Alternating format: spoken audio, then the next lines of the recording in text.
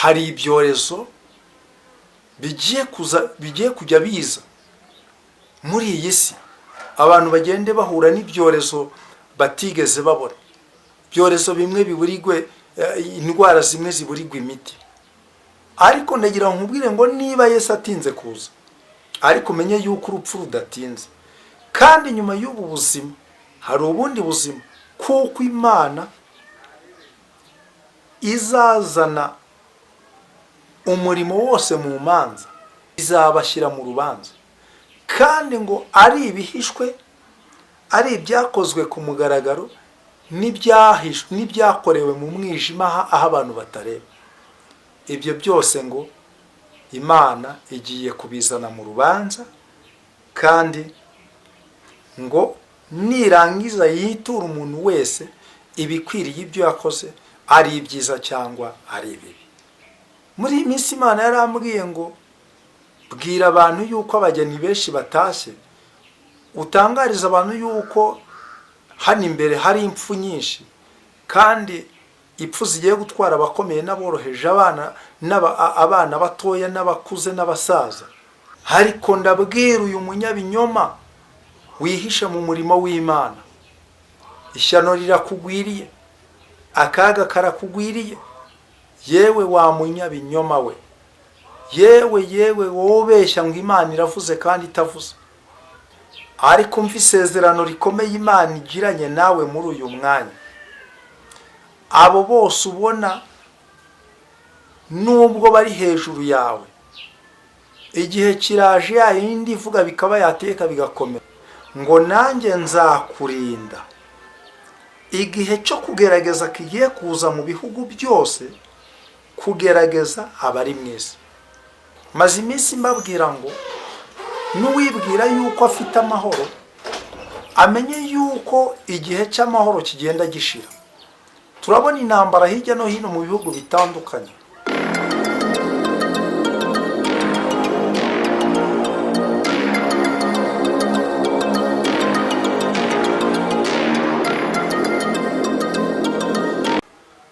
Imana ishimwe kubw'uyu mwanya. Reka tubanze dusenga Imana, tuganire ku cy'Imana yashyize ku mutima, kugira ngo turusheho n'ubundi gukomeza urugendo rwacu rujya mu ijuru.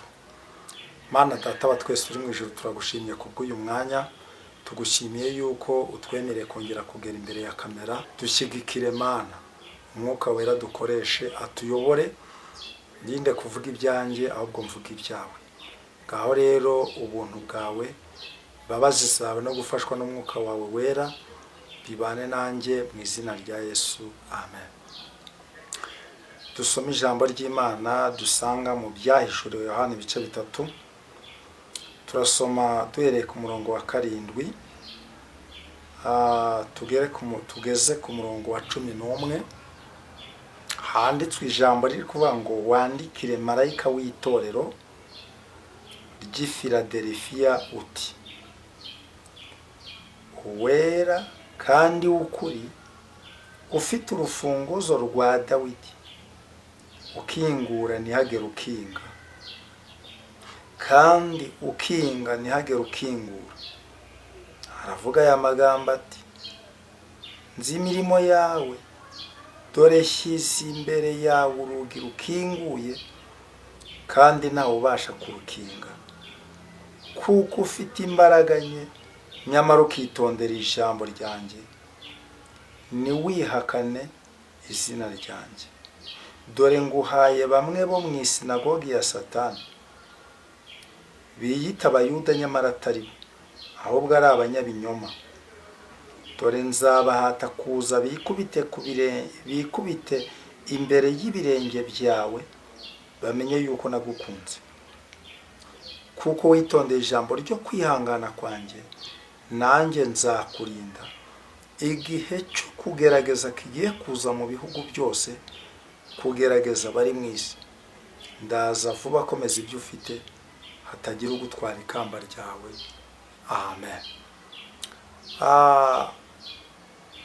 Iki gitabo cy'ibyahishuriwe Yohana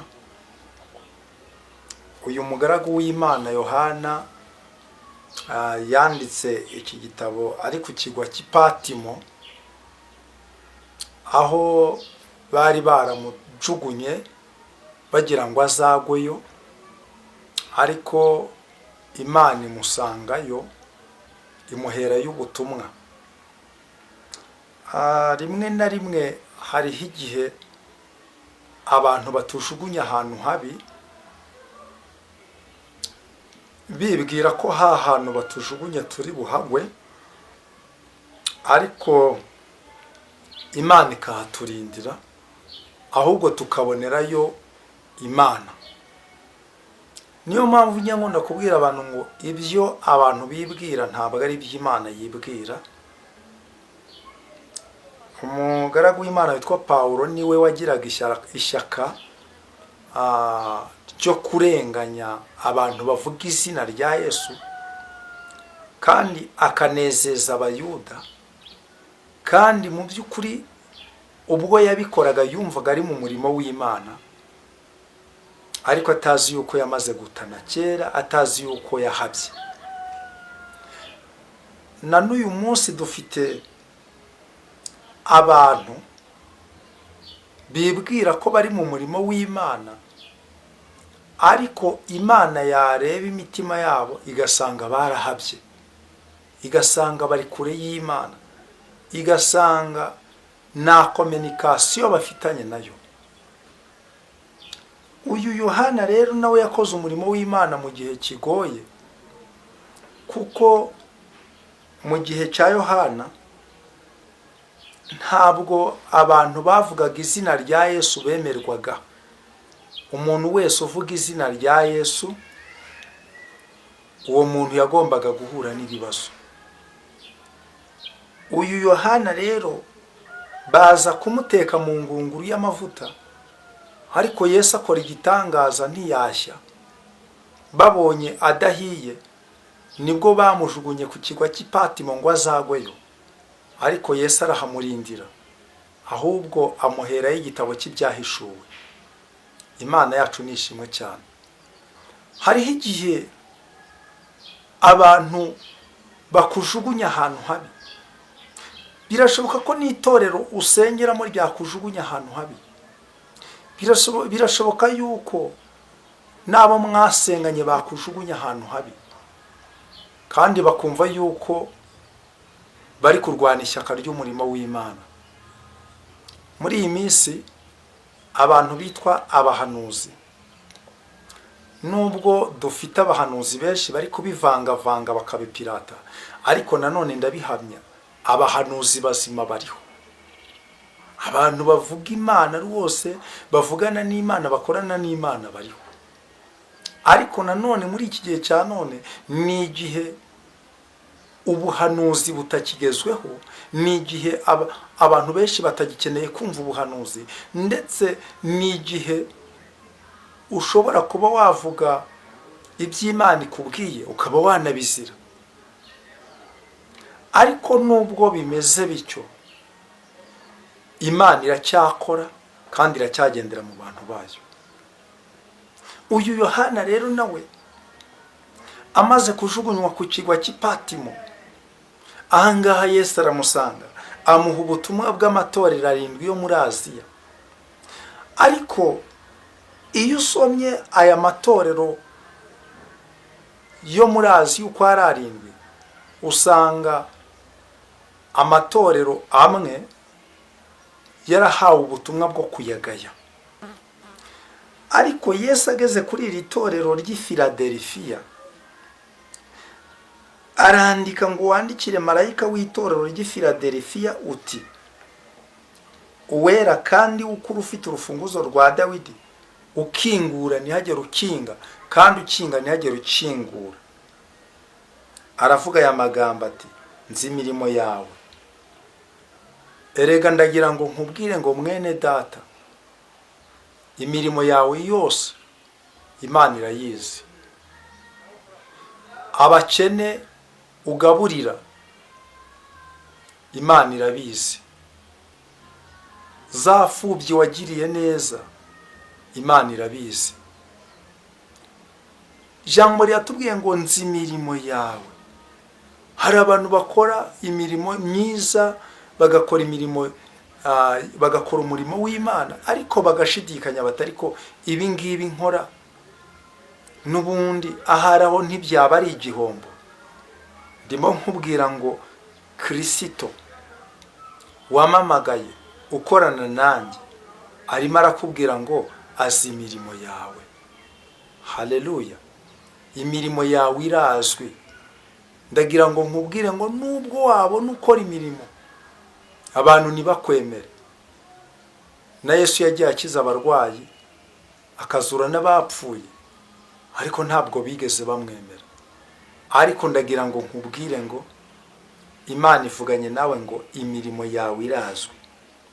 Noneho wumva ijambo rikomeye ry'ubuhanuzi Imana yampaye, kandi ubuhanuzi yampaye yabumpereye muri iri jambo ngo dore shyize imbere yawe urugi rukinguye kandi ntawe ubasha kurukinga. Hariho igihe wagiye ubona inzugi imbere yawe, wagira ngo urakinguye, abantu bakongera bakaza bakazikinga. Wagira ngo ubonye aderesi y'akazi, abantu bakakugambanira, ka kazi n'ubundi kakaba karahagaze ukakirukanwaho.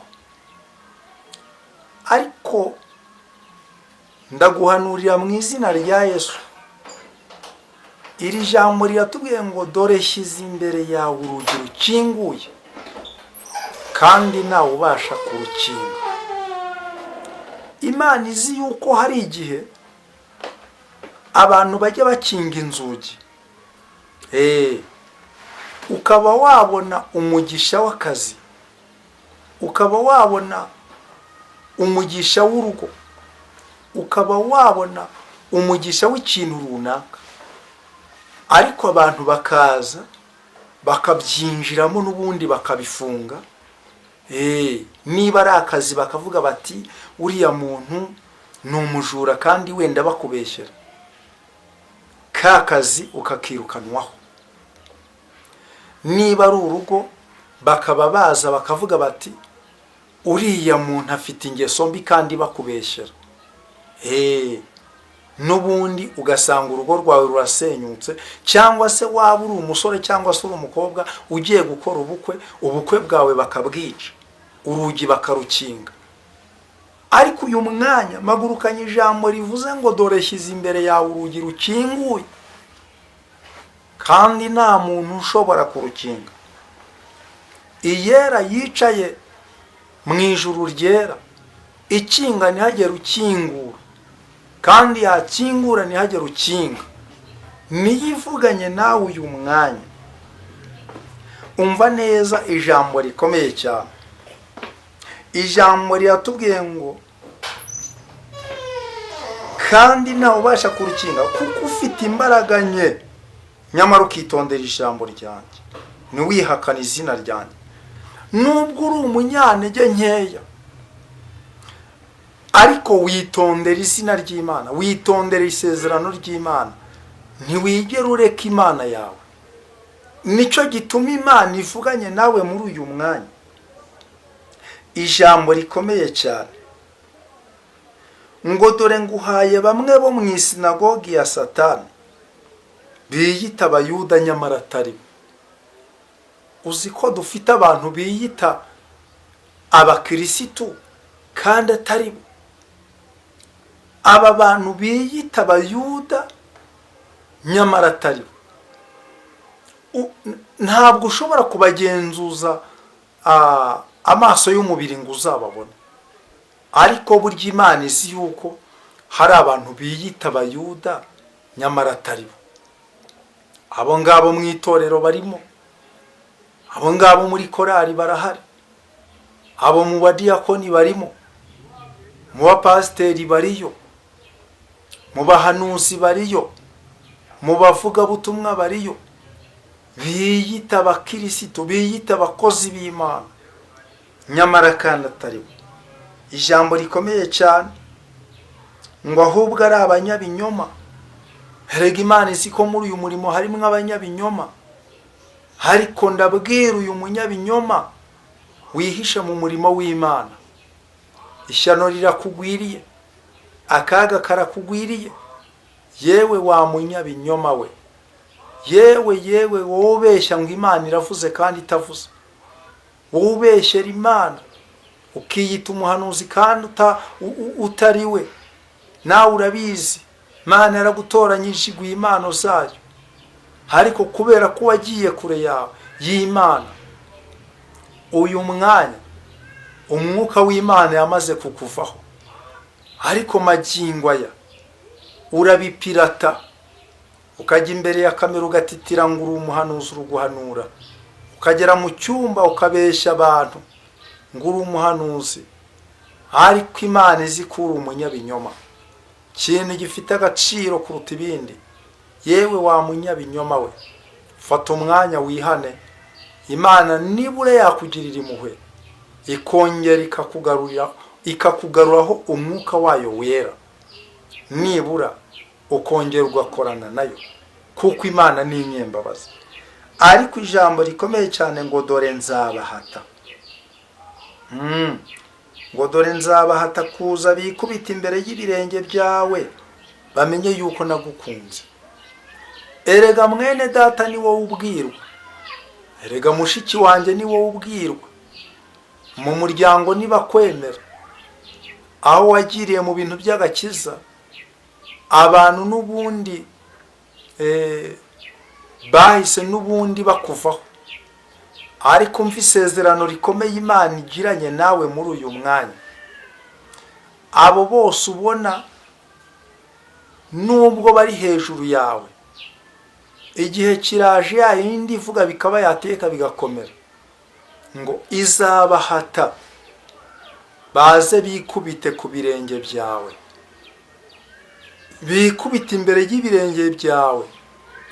Niba bazaza bavuga bati tubabarire, niba bazaza bavuga bati twaragusengeraga, numbaza uko bazaza bavuga. Ariko Imana yera, Imana ishobora byose, iravuze ngo izabahata kuza bikubita imbere y'ibirenge byawe, ngo maze bamenye yuko n'ubundi Imana yagukunze. Haleluya! Imana nishimwe. Wowe ukunzwe n'Imana, abantu nibashaka bakwange. Wowe ukunzwe n'Imana, imiryango nishaka iguce. Wowe ukunzwe n'Imana, abayobozi bawe nibashaka bere kukwemera. Ariko niba Imana ikwemera, ndagira ngo nkubwire ngo ibyo birahagije. Imana yacu nishimwe cyane. Umva ijambo rikomeye cyane ku murongo wa 10, ngo kuko witondeye ijambo ryo kwihangana kwanjye, ngo nanjye nzakurinda igihe cyo kugerageza kigiye kuza mu bihugu byose, kugerageza abari mwese. Maze iminsi mbabwira ngo n'uwibwira yuko afite amahoro, amenye yuko igihe cy'amahoro kigenda gishira. Turabona intambara hirya no hino mu bihugu bitandukanye, turabona abantu bagenda bageragezwa n'ibintu bitari bimwe, ugasanga hirya no hino amahoro aragenda aba makeya. Ariko ijambo riratubwiye ngo kuko witondeye ijambo ryo kwihangana kwanjye, nanjye nzakurinda igihe cyo kugerageza kigiye kuza mu bihugu byose, kugerageza abari mu isi bose. Buriya kera twajyaga twumva ngo umuntu ari muri Amerika tukumva yuko we yagezeyo, twakumva ngo umuntu ari i Burayi tukumva yuko we yagezeyo. Ariko Bibiliya iratubwiye ngo hari ibigeragezo bigiye kuza kugerageza abari mu isi bose. Ariko ngo uyu muntu witondeye ijambo ryo kwihangana kw'Imana, uyu muntu wabanye n'Imana neza, uyu muntu wasenze Imana neza, uyu muntu witondeye isezerano ry'Imana akagendana n'Imana neza, Imana iravuze ngo izamurinda muri icyo gihe. Haleluya! Hari ibyorezo bigiye kujya biza muri iyi si, abantu bagende bahura n'ibyorezo batigeze babona, ibyorezo bimwe biburigwe, indwara zimwe ziburigwa imiti, hari ibiza bigiye kujya biza kandi turabibona. Iyo ujya kumva ngo hirya no hino ngo umutingito waje wisha abantu ibihumbi n'ibihumbi, wajya kumva ngo umuriro ngo wacanye ngo n'ubundi amazu arashya, abantu barapfa, ibintu n'ubundi bihinduka ibicika. Ubwo se ni gute ijambo ry'Imana ridasohora? Kuko ibyanditswe byera magingo aya n'ubundi birimo birasohora. Wajya kumva ngo imvura yaguye muri iki gihugu, ngo n'ubundi ngo inkangu zahitanye abantu, ngo imyuzure yisha abantu ibihumbi n'ibihumbi. Kuko witondeye ijambo ryo kwihangana kwanjye, nanjye nzakurinda igihe cyo kugerageza kigiye kuza kugerageza abari mu isi bose. Ariko umurongo ukomeye uratubwiye ngo komeza icyo ufite. Haleluya. Komeza, ngo ndaza vuba. Komeza ibyo ufite hatagira ugutwara ikamba ryawe. Ndaza vuba. Komeza ibyo ufite hatagira ugutwara ikamba ryawe. Erega Yesu araza vuba. Turabivuga ngo Yesu azaza, abantu batari kuwo Yesu wanyu azaza ryari. Ariko ndagira nkubwire ngo niba Yesu atinze kuza, ariko umenye yuko urupfu rudatinze, kandi nyuma y'ubu buzima hari ubundi buzima, kuko Imana izazana umurimo wose mu manza n'ibihishwe byose, ari ibyo abantu bakoreye mu mwijima, ari ibyo abantu bakoreye ku mugaragaro. Ibyo byose bizongera bigarukire buri muntu wese. Niyo mpamvu uyu mubwiriza yanditse ijambo rikomeye cyane mu gice cya 12. Yandika ijambo rikomeye cyane. Mubwiriza arandika hano mu gice cya 12 umurongo wa 13, arandika ngo iyi niyo ndunduro y'ijambo byose byarumviswe, wubaha Imana kandi ukomeza amategeko yayo, kuko ibyo ari byo bikwiriye umuntu wese, kuko Imana izazana umurimo wose mu manza n'igihishwe cyose, ari icyiza cyangwa ikibi. Ni ukuvuga ngo Imana izazana umurimo wose mu manza, ibyo abantu bakora byose bizabashyira mu rubanza, kandi ngo ari ibihishwe, ari ibyakozwe ku mugaragaro, n'ibyakorewe mu mwijima aho abantu batareba. Ibyo byose ngo Imana igiye kubizana mu rubanza, kandi ngo nirangiza yitura umuntu wese ibikwiriye ibyo yakoze, ari ibyiza cyangwa ari ibibi. Mugenzi wanjye, ko nta munsi utabwirwa ko ugiye gupfa wizize, wafashe umwanzuro. Muri iyi minsi Imana yarambwiye ngo bwira abantu yuko abageni benshi batashye, utangariza abantu yuko hano imbere hari impfu nyinshi, kandi impfu zigiye gutwara abakomeye n'aboroheje, abana batoya n'abakuze n'abasaza. Ariko ko byashoboka yuko igihe cyo gutaha kwawe cyaba cyegereje, wafashe umwanzuro ukihana, niba uri iherezo ryawe rikazaba ryiza, ukazabona ubugingo buhoraho. Kwico ngicyo ari cyo twese duharanira. Ntabwo iyo dukorera Imana cyangwa twubaha Imana cyangwa twirinda ibyaha hari ukugira ngo dukunde tubone amafaranga. Tuzi yuko isi irashirana no kwifuza kwayo, ariko ukora ibyo Data wo mu ijuru ashaka, uwo nguwo azabaho iteka ryose. Mugenzi wanjye, hindukira, Imana ikubabarire. Reka dusenge. Ese aya magambo tuganiriye hari icyo waba wumvishemo? Fata umwanzuro mwene data, Imana irakubabarira. Mana Data wa twese uri mu ijuru, uri umubyeyi mwiza. Turagushimira yuko utwitaho, turagushimira yuko utubereye Imana. Uyu mwanya twari mu ijambo ryawe ritubwira yuko abantu Mwami Imana bitwa yuko ari abayuda kandi ari abanyabinyoma, ugiye kubahata bakaza bakikubita imbere y'umuntu watoranyije, umuntu wubashye izina ryawe, umuntu wasenze neza, umuntu wagumye mu isezerano. None rero Mana, komeza uduhagarareho, uturinde icyaha n'igisa nacyo, udushoboze kugukiranukira, kandi uhereye none mwami Imana mu butware bwawe imbaraga za Mwuka Wera zikomeze zituyobore, dukomeze dukorane nawe, kandi uhereye none ubwo uzaza uzasange tukiri maso, niko ngusabye mu izina rya Yesu, amen.